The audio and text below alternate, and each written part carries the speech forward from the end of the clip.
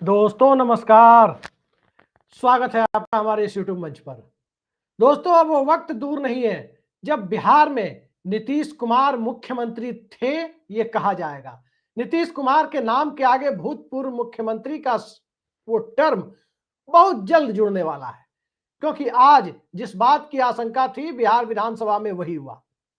आज जब पूरा देश संसद की कार्रवाई शीतकालीन सत्र को देखने में व्यस्त था, सबको प्रधानमंत्री ने जो बातें संसद के बाहर कही, विपक्ष को टिप्स देने जैसी बातें हुई, ड्रामा नहीं करने की नसीहत दी गई। उस वक्त बिहार में एक बड़ा राजनीतिक ड्रामा चल रहा था, और ड्रामा यह था कि जिस प्रकार से पुलिस प्रशासन नीतीश कुमार के हाथ आया, कहा जा रहा था कि इसकी सौदेबाजी में विधानसभा का प्रशासन यानी विधानसभा अध्यक्ष की कुर्सी नीतीश कुमार की जनता दल यूनाइटेड को मिलेगी, लेकिन वो हुआ नहीं।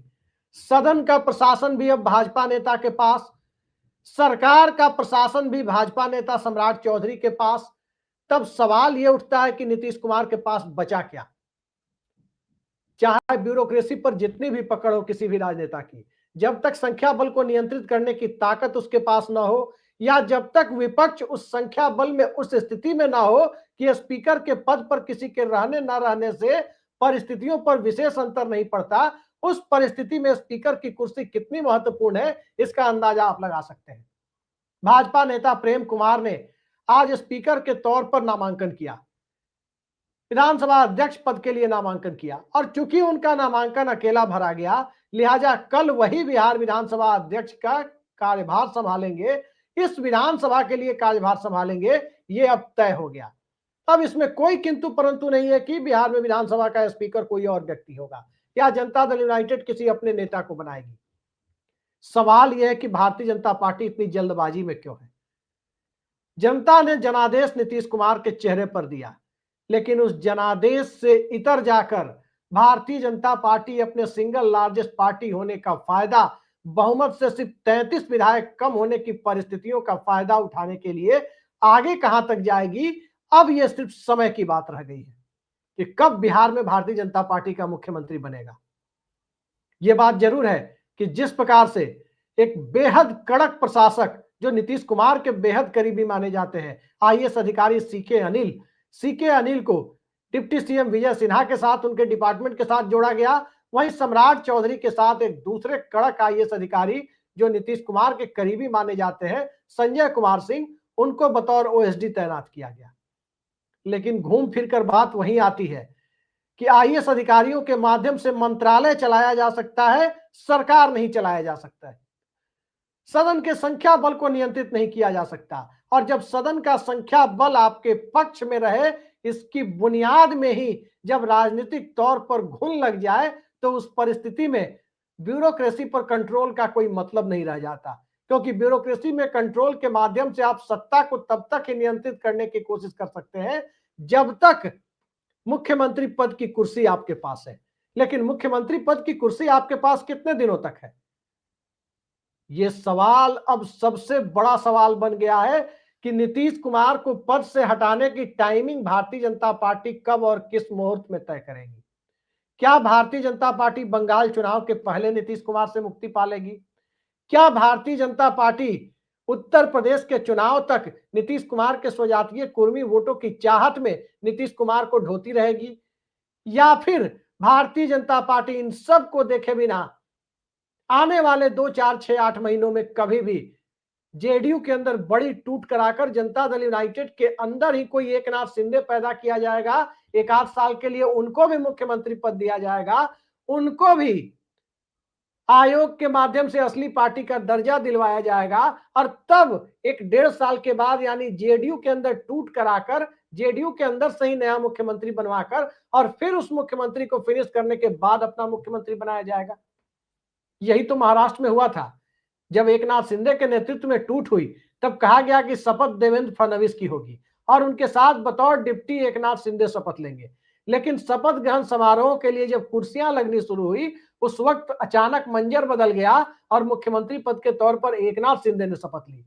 काफी टाल मटोल के बाद और मान मनोबल के बाद देवेंद्र फडणवीस जो भाजपा नेता थे, जिनके पास 106 विधायक थे, वो 40 विधायकों वाले एकनाथ शिंदे के अधीन डिप्टी सीएम की शपथ लेने के लिए 2022 में मजबूर हुए।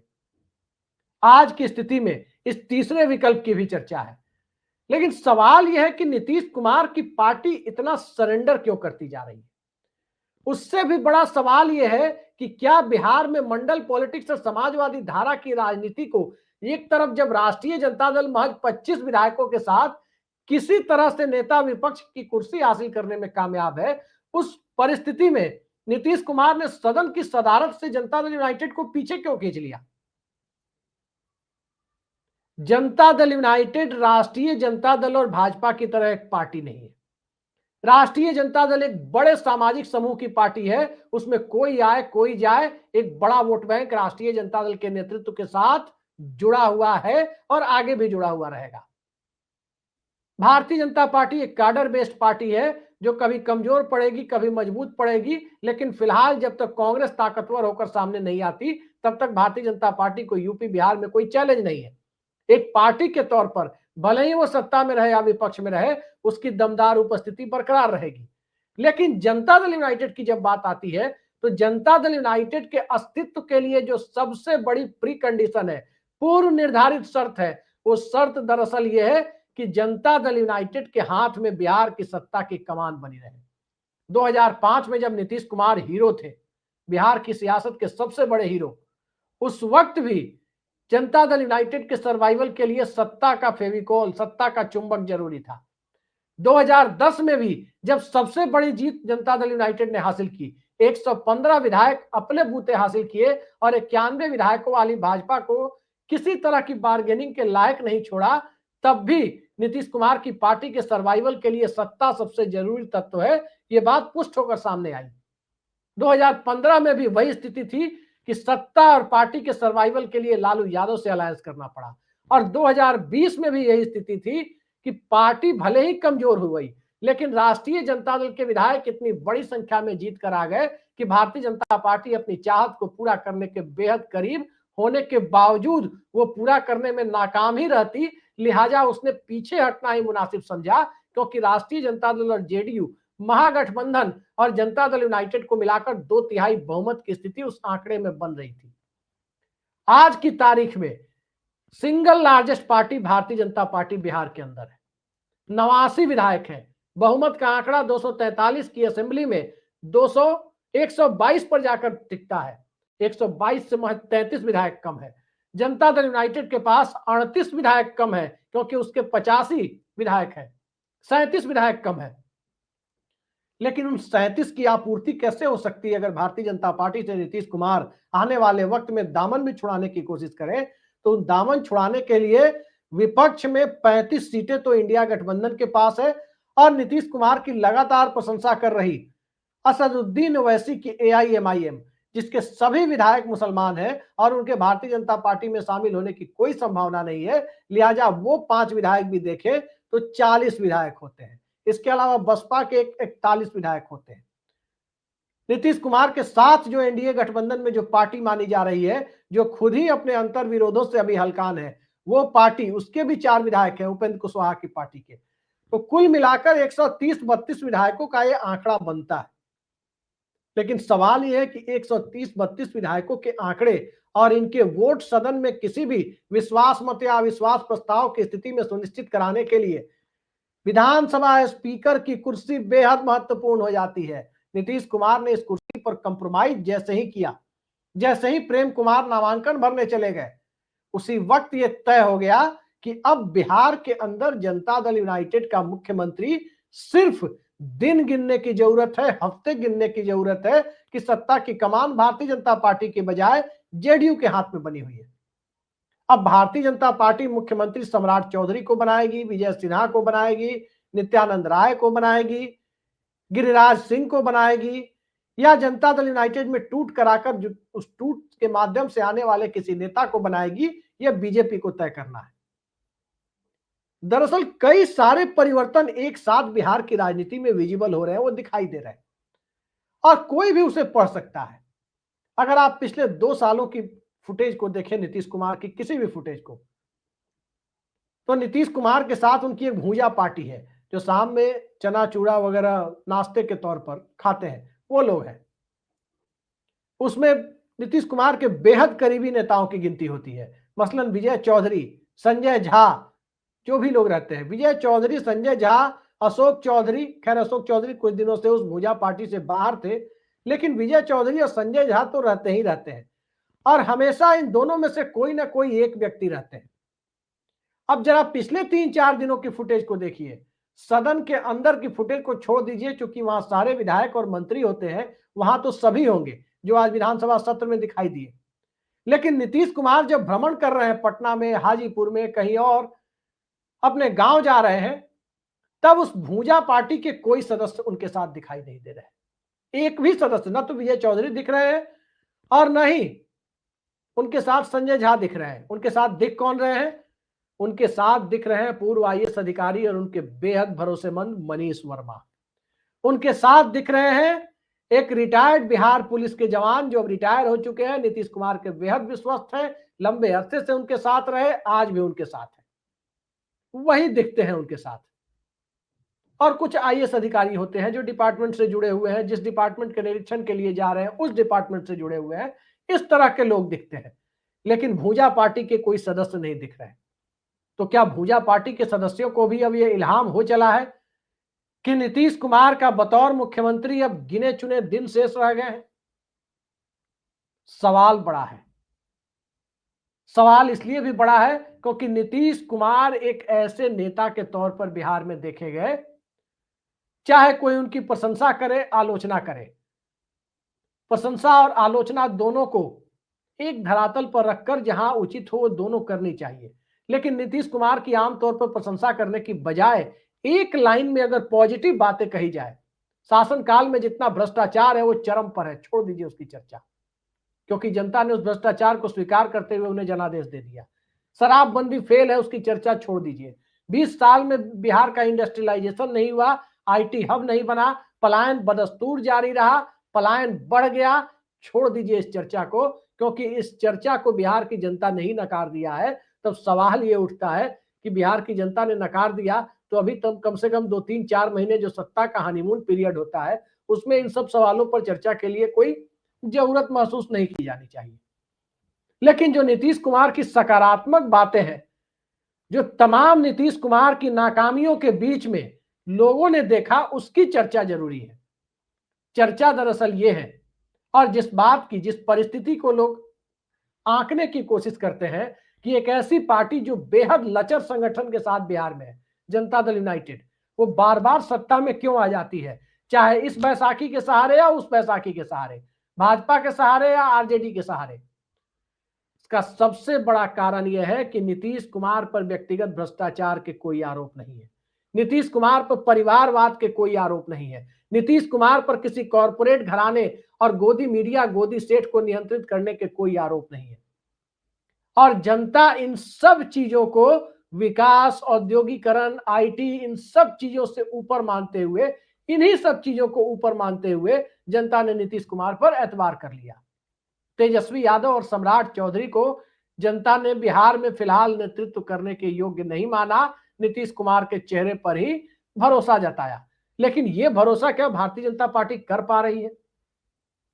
आज अगर नीतीश कुमार की पार्टी का स्पीकर बनता हुआ दिखाई देता, तब यही बात हम दावे के साथ कह सकते थे कि आने वाले वक्त में बिहार में विपक्ष परिवर्तन होना तय है। अब इन शब्दों को थोड़ा संशोधित करते हुए यही कहा जा सकता है कि आने वाले दिनों में नीतीश कुमार बिहार में विपक्ष परिवर्तन के लिए एक जोरदार प्रयास करते हुए दिखाई देंगे। हो सकता है उसमें कामयाब भी हो जाए, हो सकता है उसमें नीतीश कुमार फेल भी हो जाए, क्योंकि विधानसभा में सदन को नियंत्रित करने वाली ताकत अब भारतीय जनता पार्टी के विधायक प्रेम कुमार के हाथ चली गई है। सदन के अंदर ही नीतीश कुमार की ताकत बिहार के अंदर उनकी ताकत की पुष्टि करती है। तो सदन के अंदर अब भारतीय जनता पार्टी के रहमो करम पर आ गए। सवाल यही है कि आखिर नीतीश कुमार इतने लाचार क्यों हो गए? क्या पार्टी के अंदर की परिस्थितियों ने उन्हें लाचार कर दिया? क्या उनके स्वास्थ्य को लेकर जो खबरें चलती रहती है, क्या उन खबरों में कोई तथ्यात्मक रूप से ऐसी बातें हैं जिसकी वजह से वो लाचार हो गए? या कोई और परिस्थितियां हैं जिसमें नीतीश कुमार 43 विधायकों वाली पार्टी के नेता होने के बावजूद राजनीतिक तौर पर लाचार दिखाई नहीं दिए, लेकिन दोगुने यानी 85 विधायक होने के बावजूद राजनीतिक तौर पर लाचार दिख रहे हैं। अभी की स्थिति में बिहार में छोटे दलों को राजनीतिक तौर पर निगलने का खेल चल रहा है। वो कभी भी शुरू हो सकता है। एमआईएम के विधायक नीतीश कुमार की प्रशंसा करते हुए देखे जा रहे हैं। 5 विधायक उनके हैं, 4 या 5 कभी भी जेडीयू में जा सकते हैं। उसके लिए भी विधानसभा अध्यक्ष की मंजूरी की जरूरत होगी। उपेंद्र कुशवाहा की पार्टी के बारे में चर्चा है कि वो जेडीयू में मर्ज कर सकती है।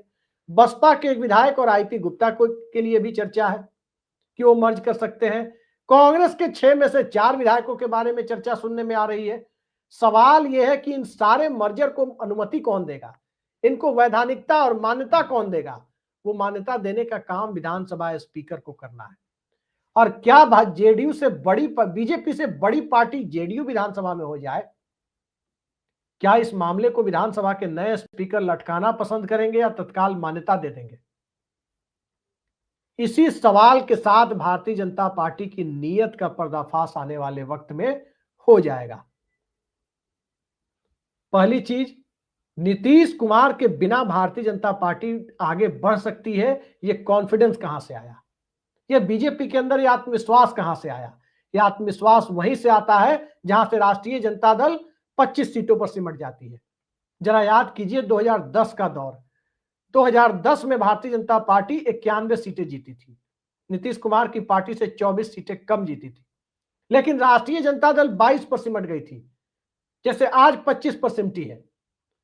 उस वक्त स्थिति यह हो गई 2013 के जून महीने में कि 10-12 दिनों तक भारतीय जनता पार्टी के मंत्रियों ने कार्यालय जाना छोड़ दिया, क्योंकि उन्हें उस वक्त बीजेपी के अंदर हावी होने की कोशिश कर रही गुजरात लॉबी का संदेशा था कि नीतीश कुमार से दूरी बनानी है। नीतीश कुमार ने 2 दिन देखा, 4 दिन देखा, 10 दिन देखा, 12 दिन देखा कि मंत्री कार्यालय नहीं जा रहे, फोन नहीं उठा रहे। उसके बाद एक झटके में बीजेपी के दर्जन भर यानी लगभग सभी मंत्रियों को बर्खास्त कर दिया और बीजेपी से नाता तोड़ लिया। वो कॉन्फिडेंस उस वक्त भी क्यों आया था? दुनिया कहेगी कि नरेंद्र मोदी के चेहरे पर बीजेपी को एक कॉन्फिडेंस दिखाई दे रहा था। यह बात आंशिक रूप से सत्य है, लेकिन आंशिक रूप से यह बात सत्य है। और दूसरा महत्वपूर्ण फैक्टर इसके साथ यह है कि राष्ट्रीय जनता दल जो 22 सीटों पर चली गई थी, उस वक्त बीजेपी ने मान लिया था कि आरजेडी का चैप्टर क्लोज हो चुका है और अब बिना नीतीश कुमार के ही बिहार में सरपट दौड़ा जा सकता है। इस चीज को नीतीश कुमार ने भी डिकोड किया और राष्ट्रीय जनता दल को भी जिंदा किया 2015 में, और खुद भी राजनीतिक तौर पर उनकी पार्टी को एक नया जीवन मिला। दोनों के लिए रिवाइवल या सर्वाइवल दोनों ही परिस्थितियों में वो गठजोड़ कारगर रहा। एकमात्र चुनाव 1991 के लोकसभा चुनाव के बाद लालू यादव और नीतीश कुमार मिलकर लड़े तो वो 2015 का विधानसभा चुनाव था और उसमें बीजेपी को धूल चटा दी थी। उस वक्त स्पीकर भी उनका था, सदन के अंदर बीजेपी को स्पीकर की कुर्सी नहीं दी थी। अब जो परिस्थिति दिखाई दे रही है, उस परिस्थिति में घूम फिरकर बात एक ही आती है। बात यह आती है कि इस गठबंधन में रहकर नीतीश कुमार की मुख्यमंत्री की कुर्सी बचनी नहीं है, ये तय मानिए। और उस गठबंधन में जाकर कुर्सी नीतीश कुमार की कहीं से खतरे में नहीं है, यानी महागठबंधन के साथ होने के बाद कोई ऐसा दल अभी स्थिति में नहीं है कि नीतीश कुमार के सामने सर उठा सके और इस देश की राजनीति बदल सकते हैं नीतीश कुमार, अगर नीतीश कुमार ने इस बार भारतीय जनता पार्टी को झटका देकर एक बड़ी लकीर खींची तो। लेकिन झटका देने के लिए सदन का संख्या बल अपने पक्ष में रखना बेहद जरूरी है, और क्या नीतीश कुमार उस संख्या बल को अपने पक्ष में रखने की गुंजाइश अब बना पाएंगे? क्योंकि भारतीय जनता पार्टी की नजर भी छोटे दलों पर है। एमआईएम के विधायक को बीजेपी को पता है कि वो उनके साथ नहीं जाएंगे, लेकिन बसपा वाले उनके साथ जा सकते हैं, आईपी गुप्ता उनके साथ जा सकते हैं। इसके अलावा उपेंद्र कुशवाहा की पार्टी के विधायकों पर डोरे डाले जा सकते हैं, और इसके अलावा और आगे कहें तो कांग्रेस के विधायकों पर भी डोरे डाले जा सकते हैं। यह बात जरूर है कि भारतीय जनता पार्टी राजद के 25 और लेफ्ट के 3, इन 28 विधायकों में कोई तोड़फोड़ कर पाएगी, इसकी गुंजाइश कम है। लेकिन यह बात भी सही है कि तोड़फोड़ करने की कोशिशों से बाज भी नहीं आएगी बीजेपी। ठीक इसी तरह नीतीश कुमार भी आने वाले वक्त में चिराग पासवान की पार्टी में तोड़फोड़ करने की कोशिशों से बाज आएंगे, इसकी गुंजाइश कम दिखाई देती है। लेकिन तोड़फोड़ को वैधानिकता देने वाला यंत्र अब भारतीय जनता पार्टी के हाथ जब जा चुका है, तब नीतीश कुमार के सामने रास्ता क्या बचता है। अब वो रास्ता मैं आपको याद दिलाता हूं, लेकिन क्या अब वो इतना स्मार्टली खेल पाएंगे जो 2024 या 2022 में उन्होंने खेला था। पाला बदलने के पहले स्पीकर के खिलाफ अविश्वास प्रस्ताव का नोटिस और विश्वास मत हासिल करने की कवायद तब जब स्पीकर बदल दिया जाए। आज की तारीख में क्या स्पीकर बना अभी नहीं है, स्पीकर कल चार्ज लेंगे, क्या उन्हें बदलने की कवायद अब नीतीश कुमार कर पाएंगे? और क्या उसके लिए उन्हें जरूरी ऑक्सीजन इंडिया गठबंधन से जितनी उम्मीद है, क्या भारतीय जनता पार्टी इंडिया गठबंधन के दलों को इस लायक छोड़ेगी कि वो इस कवायद को कर पाए? हालांकि ये बात भी हमें याद रखनी होगी कि जब जब नीतीश कुमार को पॉलिटिकली फिनिश किया गया, नीतीश कुमार उसके बाद निखर कर बाहर आए। लेकिन इस बार नीतीश कुमार के फिनिश होने की गुंजाइश लगभग पूरी तरह से बन चुकी है। अब कोई करिश्मा ही नीतीश कुमार की सियासत को बचा सकता है, नीतीश कुमार की जनता दल यूनाइटेड को बचा सकता है, कोई करिश्मा ही बचा सकता है। ना तो राहुल गांधी की पार्टी अकेले उन्हें बचा सकती है, कांग्रेस पार्टी, न तेजस्वी यादव अकेले उन्हें बचा सकते हैं, और न ही लेफ्ट पार्टियां अकेले बचा सकती हैं। वो ताकत बिहार के छोटे दलों के विधायकों में है जो कुछ कर सकते हैं। तो अब देखते जाइए आने वाले वक्त में क्या होता है। नीतीश कुमार के सामने ऑप्शन बहुत सीमित है, और बिहार जिस दिन भारतीय जनता पार्टी ने कब्जा कर लिया, तय मानिए कि उसके बाद का खेल पूरी तरह से इस देश में भारतीय जनता पार्टी का है। बिहार और बंगाल जैसे राज्य और दक्षिण भारत के राज्य अभी भी एक काउंटर बैलेंस, एक संतुलन बनाकर इस देश में पक्ष और विपक्ष के रूप में रखे हुए हैं। लेकिन बिहार उसमें एक बड़ा राज्य है, 40 लोकसभा सीटों का राज्य। यह विकेट अगर बीजेपी ने गिरा दिया तो फिर इस देश की राजनीति पूरी तरह से सत्ता पक्ष के पक्ष में असंतुलित होती हुई दिखाई देगी। यही बिहार की परिस्थिति है। आज की तारीख में बहुत साफ साफ यदि कहा जाए तो भारतीय जनता पार्टी के विधायक जब विधानसभा और विधान परिषद का संचालन करेंगे तो सीधी सी बात है कि पूरी कमान अमित शाह के हाथ में होगी। बिहार पुलिस और प्रशासन की कमान जब सम्राट चौधरी के हाथ में है तो सीधी सी बात है कि वाया सम्राट चौधरी वो अमित शाह के हाथ में है। तो शाह के हाथ में बिहार का कंट्रोल करीब करीब जा चुका है। नीतीश कुमार के नियंत्रण से परिस्थितियां बाहर हो चुकी है, और अब नीतीश कुमार के हाथ में कुर्सी टिकी रहेगी, इसकी संभावना क्षीण होती हुई जा रही है। आने वाले वक्त में बिहार में खेल तो होगा, बहुत बड़ा खेल होगा। इंतजार कीजिए और देखते जाइए कि नीतीश कुमार को फिनिश करने की औपचारिकता निभाने के लिए भारतीय जनता पार्टी कितनी तेजी से आगे बढ़ती है, क्योंकि उसे भी पता है कि ज्यादा मौका दिया तो नीतीश कुमार कोई ना कोई रास्ता निकाल देंगे। तो देखते जाइए कौन किसको रास्ता निकालने के लायक वक्त भी देता है। आज के लिए इतना ही। नमस्कार।